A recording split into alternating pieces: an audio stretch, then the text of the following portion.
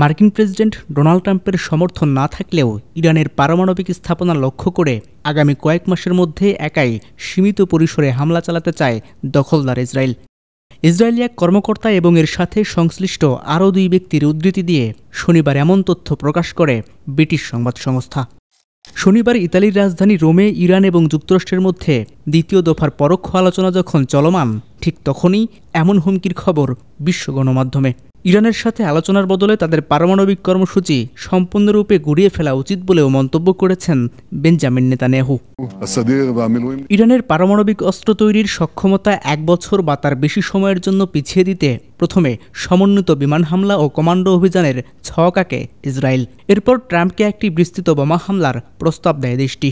Israeli কর্মকর্তারা আশা করেছিলেন যুক্তরাষ্ট্র কেবল এই অভিযানে অনুমতি দেবে না, বরং অংশ নেবে সক্রিয়ভাবে।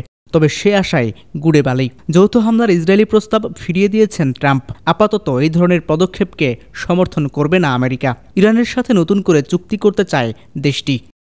তবে যুক্তরাষ্ট্রের সমর্থন না থাকলেও ইসরায়েলি কর্মকর্তারা বলছেন তাদের সেনাবাহিনী এখন ইরানের পারমাণবিক স্থাপনা লক্ষ্য করে চালাতে পারে সীমিত হামলা, যেটিতে খুব প্রয়োজন হবে না যুক্তরাষ্ট্রের সহায়তা।